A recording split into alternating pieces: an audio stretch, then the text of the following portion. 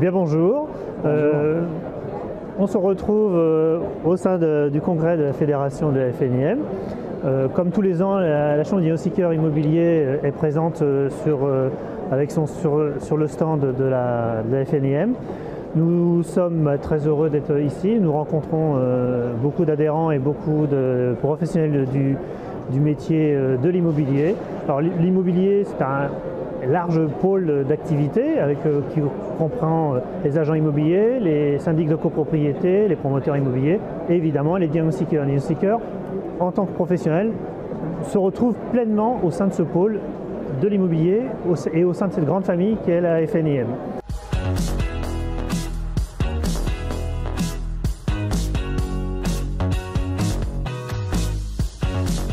On a des adhérents qui viennent nous voir, c'est l'occasion de pouvoir discuter avec eux, de connaître leurs problématiques terrain aussi, et on est là pour leur répondre sur ce genre de problématiques, bien entendu, puisque c'est vrai que le paysage s'est quand même largement élargi au niveau des diagnostics depuis quelques années. Hein. Oui.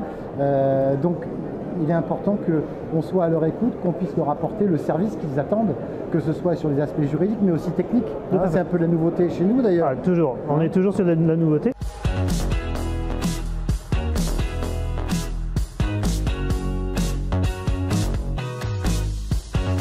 Le métier du diagnostiqueur immobilier a évolué effectivement depuis maintenant 20 ans qu'on existe.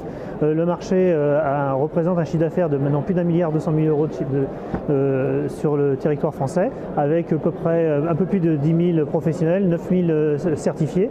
Et tous les ans, nous avons des nouvelles expertises qui complètent notre activité et nous travaillons au niveau de la réglementation avec les pouvoirs publics et on arrive à faire valoir la voix de nos confrères diagnostiqueurs. On le voit au travers du DPE, où il y a de la réflexion.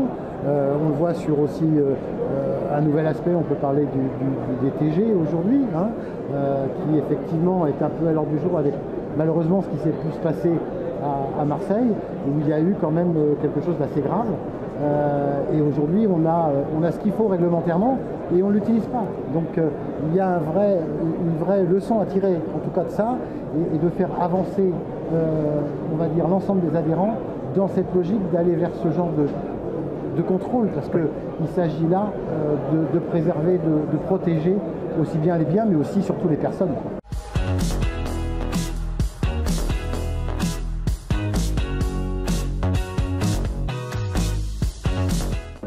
On est véritablement un métier réglementé. Alors on n'est pas basé par rapport au pouvoir public comme d'autres professions comme les notaires ou les comptables, mais nous sommes avant tout un véritable métier réglementé avec des obligations très strictes sur la certification que tous les professionnels connaissent, avec une formation rigoureuse.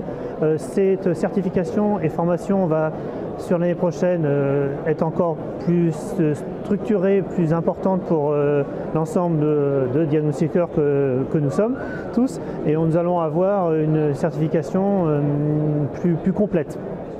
Là-dessus, il va falloir adapter aussi les applications de la loi Elan. La loi Elan qui vient d'être promulguée entraîne des modifications, mais a surtout mis en valeur le travail que font les diagnostiqueurs. Là, on pense au plomb, par exemple. Il y aura des choses comme ça qui vont être beaucoup plus complexes à mettre en œuvre, et seuls les diagnostiqueurs peuvent réellement le mettre en œuvre.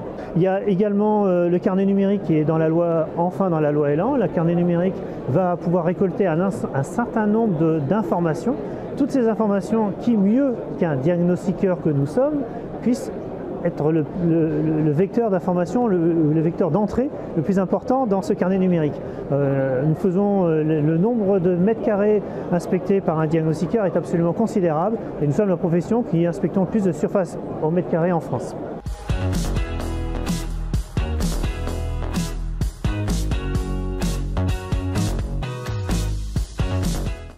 c'est vrai qu'une fédération comme nous sommes est forcément forte.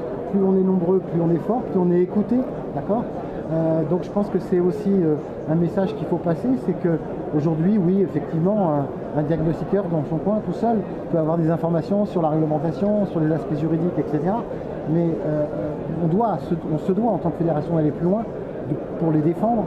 Et donc plus on sera nombreux au sein de notre chambre professionnelle, de la CDI, plus on sera écouté, entendu, et plus notre poids, grâce à ce cube jaune d'ailleurs, la FNIM, nous permet ce genre de choses. Donc on est la fédération qui doit aujourd'hui et demain, en tout cas, défendre notre métier et le faire évoluer dans des aspects normatifs qui soient cohérents.